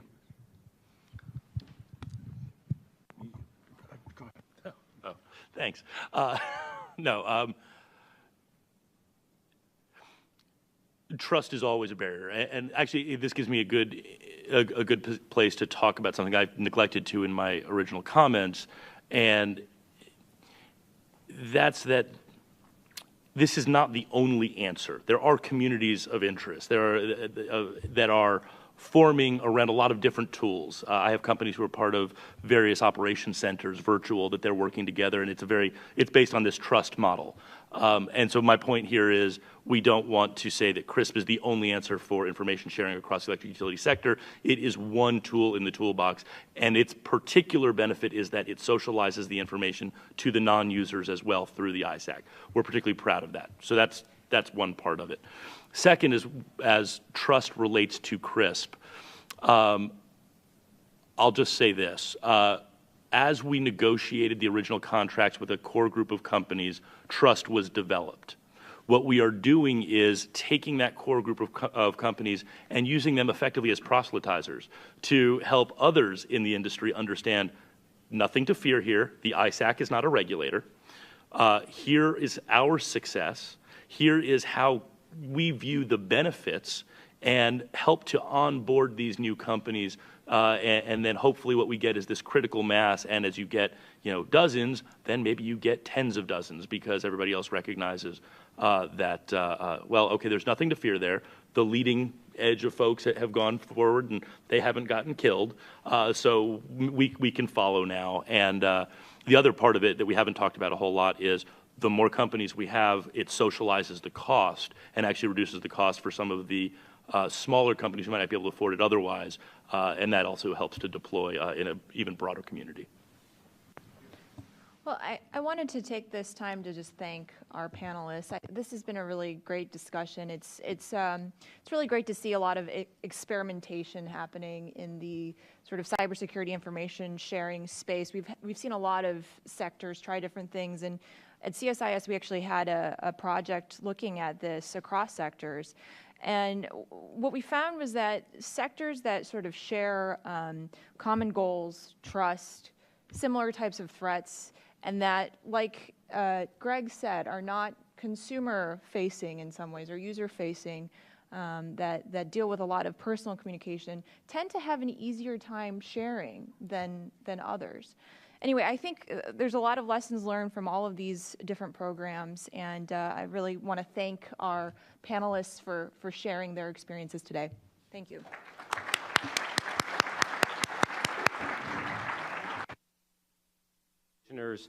People from government, and the big question we heard over and over again was, when is Congress actually going to get something done? So let me give you the good news up front. Talking about the process, on March 12th, the Senate Intelligence Committee reported out a bill on a 14-to-1 vote on cybersecurity information sharing. That's kind of remarkable. It's hard to get 14-to-1 votes to say today is Wednesday in the U.S. Senate these days. So we took that as a very positive accomplishment. 2 weeks later, the House Intelligence Committee and the House Homeland Security Committees both put out bills that are very similar to ours and plan to merge the two in some way that makes sense in House procedure. We are talking about the probably last week in April or thereabouts being the week where this all actually happens, when the Senate and the House take up legislation with the goal of merging bills together and getting something to the President's desk by around Memorial Day. There's still a lot of work that needs to happen. We still have, as Michael said up front, we have a lot of discussion that needs to go on with the executive branch. As Greg said, there's a lot of interest in continuing to hear out changes that can be made to legislation to make sure that it's got as much support as possible. Let me talk a little bit about the substance of the legislation. And let me start by saying that I was very encouraged by a lot of what I heard in this panel, because a lot of what is going on in the CRISP program is the kind of thing that we are trying to incentivize in federal legislation. One point to note up front, the legislation that we have drafted really needs to apply across the board. It's voluntary, but we want to make sure that it applies as well to the energy sector, the financial sector, who are both fairly well advanced, but also to a mom and pop shop that happens to have been the victim of a cyber attack and wants to share some information or to learn from what others have had to share themselves. So while we could legislate, and I'm sure they don't want to because they already have a program that's working, we have tried to take a pretty broad stroke. The legislation that the Senate Intelligence Committee reported out fundamentally does three things. It authorizes, number one, the sharing of information, and that information is limited to cyber threat information and to defensive measures that companies can take, A, among companies within the private sector with no government involvement, or B, from the private sector to the federal government. And there's a whole big chunk of the bill that deals with saying exactly how that can happen. Secondly, the bill authorizes companies to implement defensive measures on their systems. And third, it authorizes, notwithstanding other laws, companies to monitor their own systems for cybersecurity purposes. Those latter two things that our legislation and the House legislation does is absent from the White House proposal. So I expect that as we go forward, there's going to be a bit of discussion there. Our view is we need to remove as many impediments, real or perceived, as possible in order to improve cybersecurity in the private sector and therefore with the federal government as well. So we really have approached this in the spirit of removing barriers. And those barriers take the form of legal barriers. There are laws on the books today that prevent the sharing of some information or monitoring of some type for cybersecurity.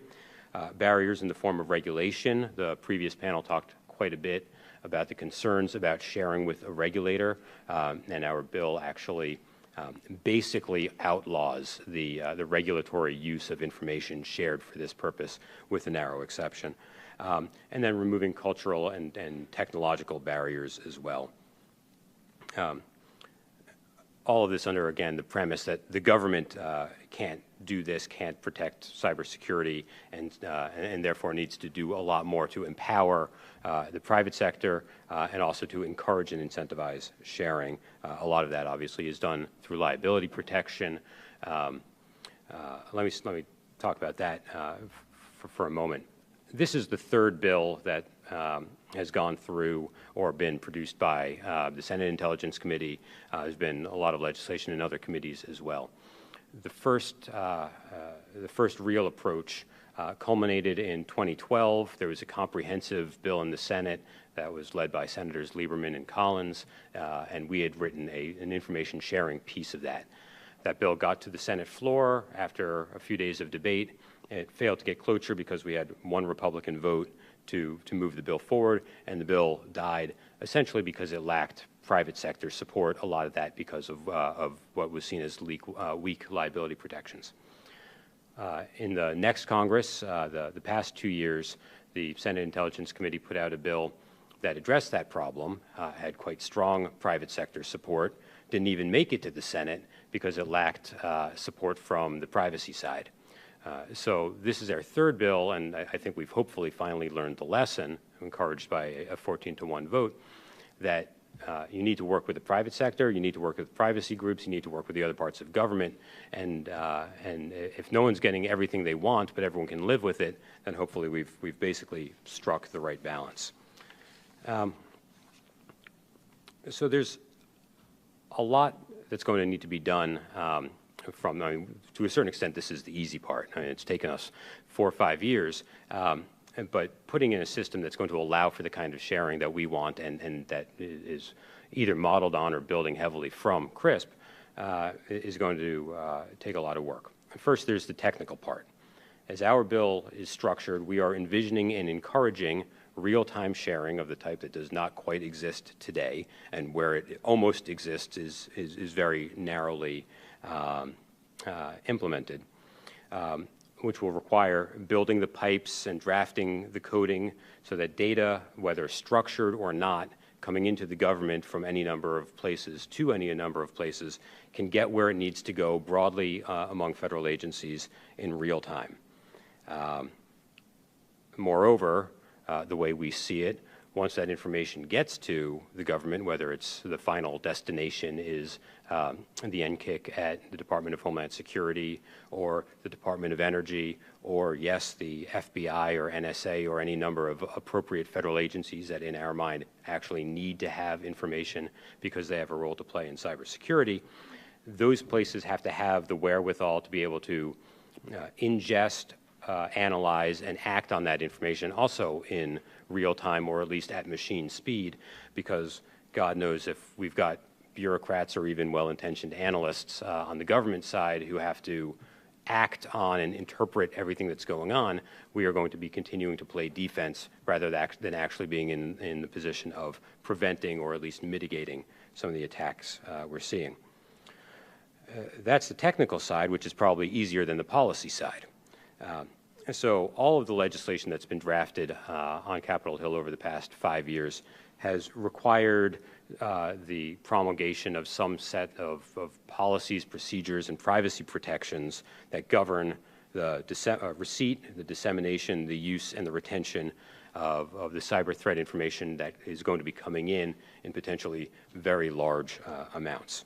So our approach, which is similar to what the House has done, is to establish some of those in legislation and defer a lot of that to the executive branch. We have a 180-day requirement for the Attorney General to put in place procedures. Everyone in the room knows that the executive branch can't do much in 180 days, let alone set policies of this complexity. But some of the things that are going to need to be worked through. How do you make sure that privacy interests are not sacrificed when companies are sharing the information, especially given that the very companies that we are hoping will participate are the same companies that hold vast amounts of third-party data? How do you balance the benefits from having the cyber-related information shared broadly across the government, including with various three-letter acronym agencies, because they have roles to play, while also addressing the concerns that the FBI, for example, is going to go use this information to prosecute, or the NSA is going to use it to collect domestic intelligence, which they can't. How do you preserve existing and working trusted relationships like CRISP, like the many ISACs that are out there, while trying to create a new portal that goes through the Department of Homeland Security under the basis that centralizing and streamlining information sharing is going to ultimately lead to the benefit of all, but understanding that every different information sharing relationship is sort of driven by the particulars of the company and the agency involved. You'll be pleased to know that we do have a narrow exception in our bill that regulated entities can share with their regulators outside of DHS and still get the same kind of liability protection that otherwise would require going through DHS. How should the government simultaneously protect companies for the voluntary sharing of information that we are trying to incentivize without providing protections that would actually prevent prosecution or other review of potentially very nefarious or problematic sharing, when up front it's going to be very difficult to identify what's going on. So, like I said, some of those are dealt with directly in our bill. A number of them we punt because that's how we get legislation done. But I'm happy to sort of go through any of those in Q&A. I will say that the bill places a premium on flexibility. All the sharing in the bill is voluntary, and really the only rules are, one, when sharing, companies are limited to sharing cyber threat indicators and defensive information. We are not interested in PII. We are not interested in them sharing speculation or contextual information in this mode. There are great ways to do that, but that's not what we're talking about here.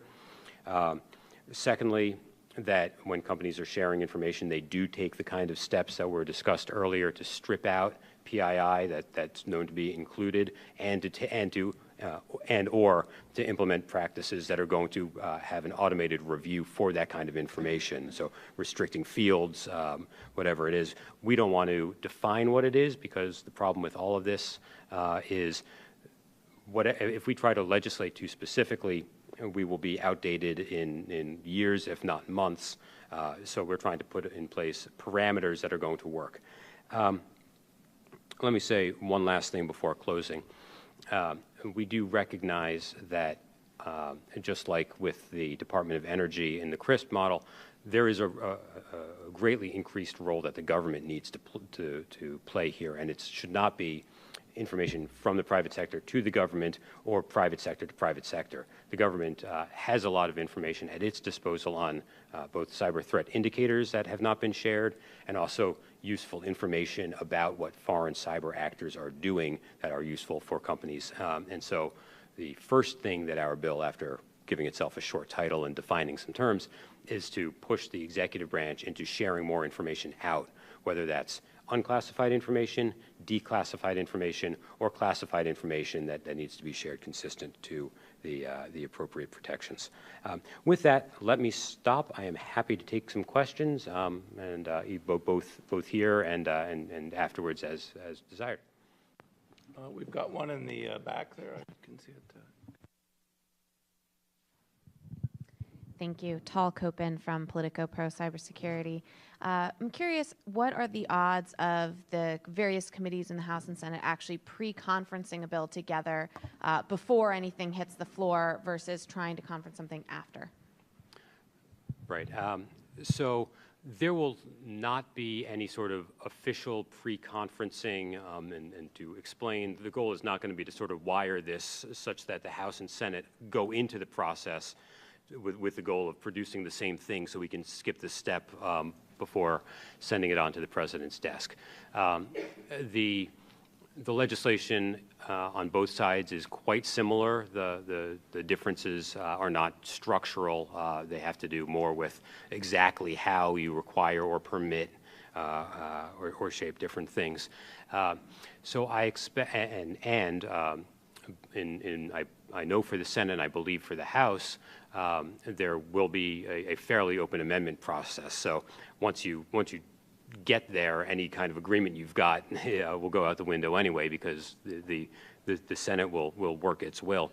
I think what is most likely to happen is both chambers will pass a bill. There will be discussions to see whether or not it'll be possible to come to an agreement and then send it back and forth outside of formal conference. But the goal here is to get the best product at a reasonable speed. Like I said, goal of Memorial Day, that may be optimistic.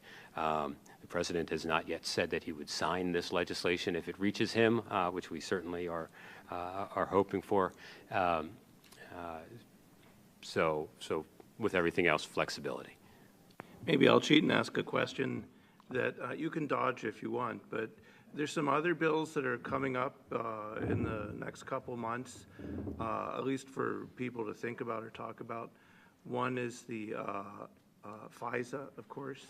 One is the sections of the Patriot Act, like 215, that are involved perhaps in surveillance activities. Do these particular debates have any overlap with what you're trying to do on information sharing? Will they complicate passage? What do you think about the relationship? They certainly won't complicate passage at all. No chance whatsoever. No, that's blatantly untrue. It's a relief. Yeah. So we view these as very different things. From the Intelligence Committee perspective, we view FISA as a lawful means for the government to gain access to information that it is basically affirmatively seeking for foreign intelligence purposes. Cybersecurity we see as information that the government ought to be pushing out and that companies may voluntarily share with no compulsion whatsoever. I mean, we have an entire section of our bill that says everything the government is not allowed to do in order to keep this from looking like it is anything other than voluntary conditioning of contracts, regulation, limiting law enforcement, et cetera, et cetera. All that said, the intelligence committees in both houses are taking lead roles in drafting both pieces of legislation, and so that will raise eyebrows. And the three provisions that expire from the Foreign Intelligence Surveillance Act expire on June 1st, so the timeline is similar. We intend and hope to keep these separate. There are people who would like to say that the cybersecurity information sharing legislation in both chambers is a surveillance act. I think we've got very good reasons for arguing back that it is not. The Foreign Intelligence Surveillance Act is a surveillance act, and I think that we will be able to make the case to members of the Senate who will undoubtedly be concerned about this, and this being a backdoor, and this being an attack on net neutrality, and lots of other things, other boogeymen you can throw out there, that what we are doing is in fact limited and should not be confused with that brush. We have one over on the side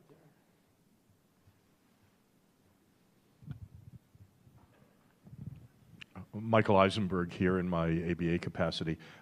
Just wondering if in the course of the development of the legislation, any assessment was done or any experience developed about the private sector provisions in Section 214 of the Homeland Security Act that provides for protection of information going from industry to government.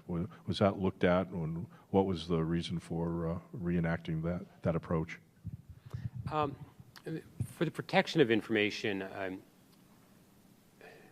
this may not be a perfect answer to your question, and if it's not, let me know. So what we're trying to do here is increase the flow, and clearly by the nature of the problem from the Homeland, over the past 12 years since the Homeland Security Act was passed, there is a problem, and there needs to be the creation of additional incentives or protections to increase the flow of information. We do mandate that companies take appropriate steps to safeguard the information that is shared with them or that they are sharing, as you would expect. That has not been a significant point of debate because everyone recognizes that that needs to happen, and companies, agree that part of their business right now is the protection of information, whether they generate it or are involved in the sharing of it. We have not. So the 2012 bill that I spoke about earlier had a lot more mandatory aspects to it, to include protection of information, not only development, but implementation of standards for protection.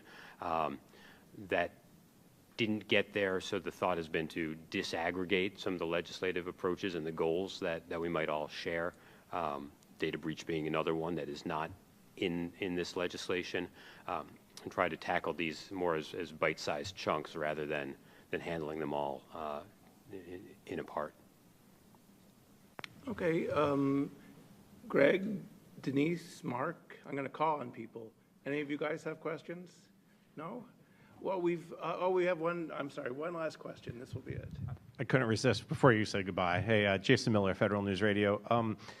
My question deals with the fact that the administration, who has been frustrated, to say the least, over the lack of movement on Capitol Hill over a bill, they continue to executive order what they can. And how does that impact, affect, change what you guys are doing with your bills, all the information sharing executive order, now the one today?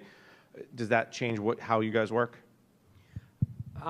Well, first of all, I'll resist commenting on the other side of Pennsylvania Avenue.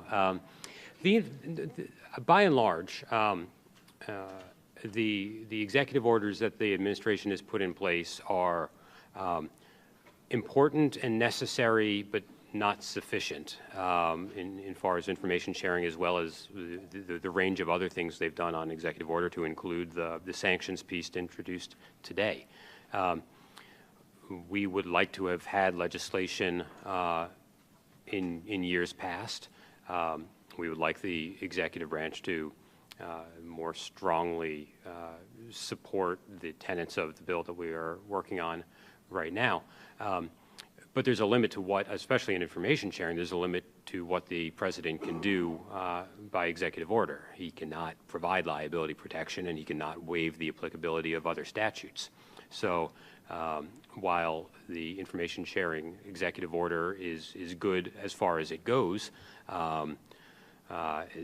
we have been engaged in a number of conversations with all parts of the executive branch, including some who are surreptitiously represented here today, in order to try to get final passage of something that moves the ball even further.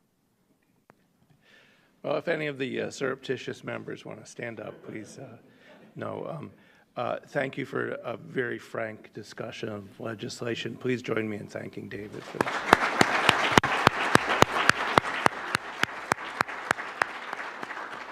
Okay. Well, great event. Thank you very much for attending. Have a good afternoon.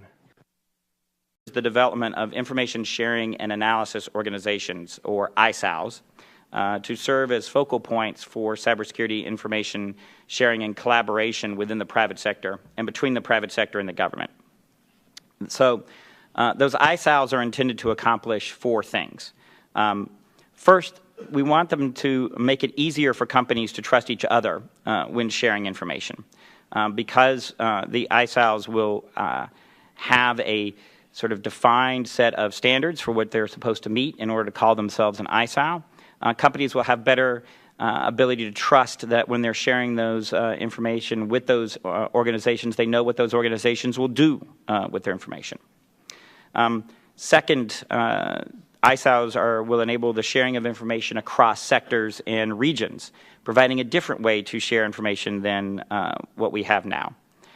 Third, they will provide a partnership structure for DHS to connect with the private sector in a way that is scalable. Obviously, we want to encourage as much participation, for example, of the private sector in the NCIC.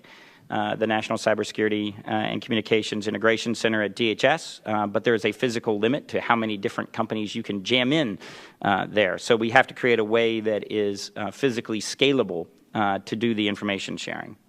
And fourth, they provide a framework for the private sector information sharing that legislation can build on, making key legislative steps like tying targeted liability to those organizations much more attainable. So this ISAL structure that we envision is much broader than the existing structure in several key ways. And in particular, the typical organization that we talk about today are the ISACs, the Information Sharing and Analysis Centers. The ISACs don't have a statutory underpinning where ISALs actually do. They're enumerated in the Homeland Security Act of 2002. And ISACs typically share information within a given sector, such as financial services or energy or health. And this kind of sharing has proven invaluable to cybersecurity, and we very much want to encourage that to keep happening. And those organizations that are very, very strong, we want them to keep going. But we want to enable the formation of structures that are different than that, if that's what the private sector needs in order to fulfill its information sharing needs. And so ISACs, in our view, are really a version of ISALs. They're a kind of ISAL. In fact, I would actually argue that the ISAL concept will only succeed if we learn all the lessons, some of them quite hard won, of how we have built the ISACs over the last few years. So ISALs can take on a whole bunch of different structures, including sharing information across regions and in response to particular threats, or to any number of other communities. So this executive order is meant to complement the administration's legislative proposals that we sent forward, particularly with targeted liability protection for improving cybersecurity. So really this EO is designed to provide the framework for that trust and enhanced information sharing in the private sector. So we also have rolled out the Cyber Threat Intelligence Integration Center, or CTIC, in privacy and civil liberties, and preserves the longstanding respective roles and missions of civilian and intelligence agencies in this area, and that has appropriately targeted liability protections. So, we're very encouraged by the work that has happened, particularly what the Senate Intelligence Committee has done and some of the changes they've put into their bill to address some of the administration's concern. And so while we still have some issues to work through, I think that we're confident that we have a path forward to doing that. On the House side, we've also been very closely engaged with both the House Intelligence Committee and the Homeland Security Committee on their respective bills. And so that we can, again, we think we have a way to work forward with both of those committees over there. So we're very committed to striking that careful balance between facilitating information sharing and protecting privacy and civil liberties. And we're committed to working with Congress to get there. So these are just a few of the information sharing initiatives we have going on at the moment. All of these involve difficult and challenging questions, and that balancing act that I mentioned between protecting privacy and civil liberties, ensuring consumer protection, and ensuring the level of information flow that we need to actually provide actionable information that somebody can do something with to better protect their networks. So we're going to continue our push in this area. My office will be very focused on implementing the executive order, on information sharing, on standing up the CTIC and getting that into a functioning organization, working with the Congress and the committee staff up there to get to acceptable cybersecurity legislation, and many other projects in order to both raise the level of cybersecurity across our country, to better disrupt what the bad guys are doing, and to respond to and recover from those incidents when they occur. There's very few absolutes in cybersecurity, and there's no 100% answer in this space, as Jim knows quite well. There's only doing better. So we will continue to strive to do better, and I think that we're quite well along on that path. So thank you very much for letting me come and speak with you today.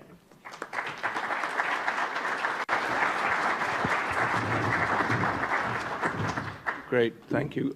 It is interesting to have sort of a historical perspective on this. So I was saying right before we came in, if you think about where we were 7 or 8 years ago and where we are now, there's been tremendous progress. Whether it's enough progress is something we can talk about. There's clearly more that needs to be done. But I think I get the first question, and we'll have time for a couple more from the audience. And I warned Michael that my question would be, tell us about how you're going to implement the executive order. What are the stages here? What are you going to be doing on it? Sure. So where we are right now is we are working very carefully with the Department of Homeland Security. In the executive order, they are directed to carry out a process to identify a non-governmental organization or set of organizations that will identify the standards and best practices for ISALs. And so we're in the process of soliciting public comment and understanding and collecting input from the community, the standards community, and others about how to actually.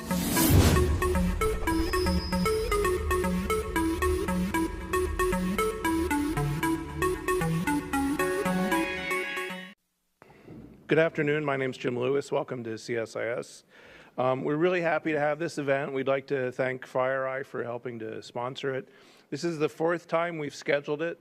Every time we've scheduled it, something has happened. Usually it's been either a snowfall or we had one on Friday the 13th. That didn't work. And today is important because we were doing this, remember, for the executive order on information sharing. These guys have to slow down. I can't keep up with them. So we'll probably talk about some other executive order as well today.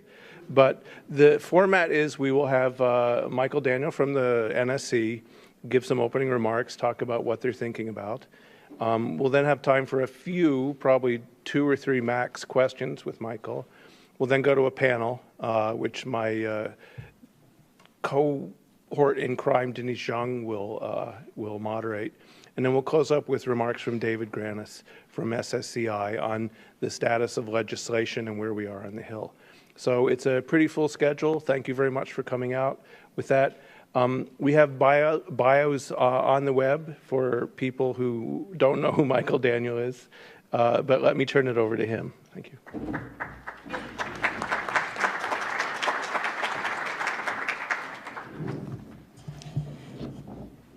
Thanks, Jim. Good afternoon, everyone. It's a pleasure to finally be here, and they decided to finally move it to late enough in the calendar that it's actually a good weather day outside, although it is April Fool's Day.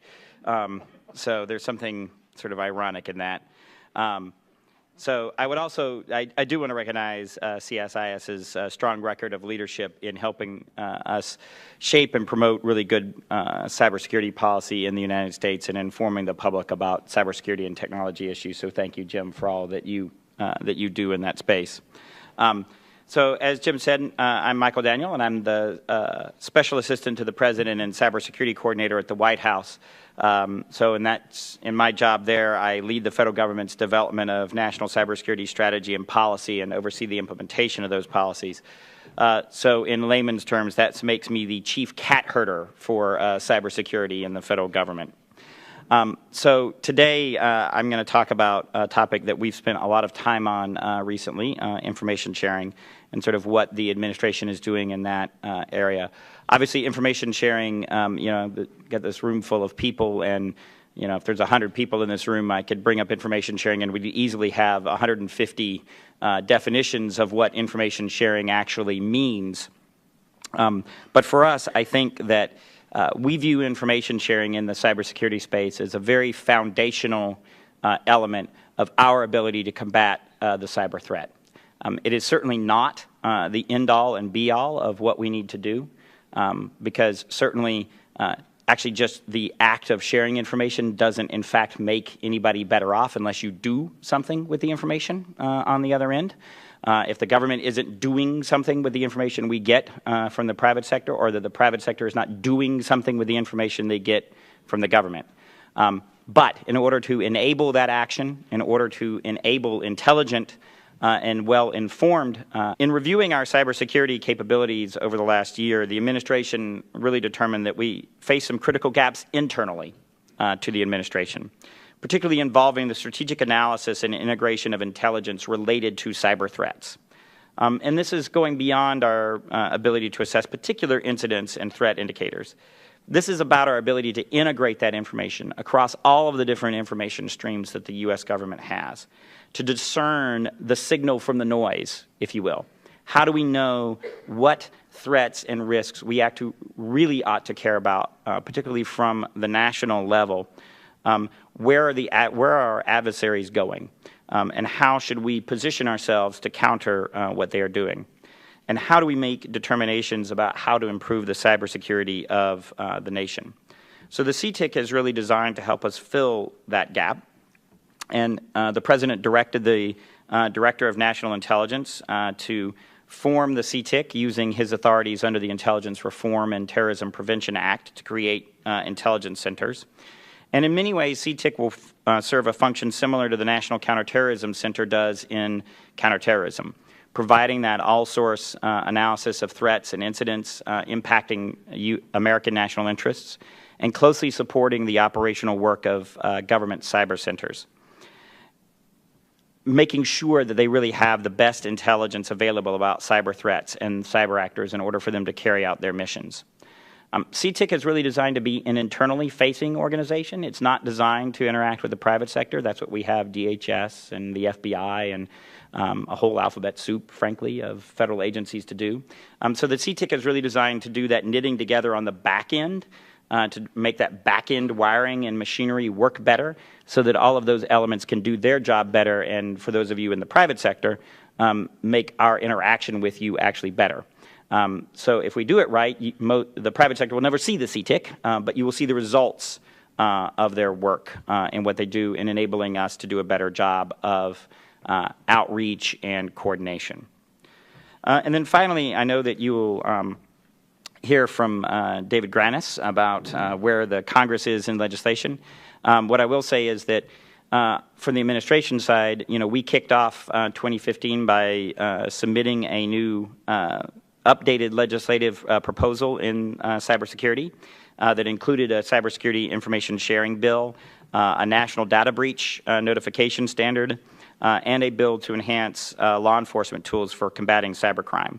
And since that time, we've been working very closely with all of the relevant committees up on the Hill on both the House and Senate side.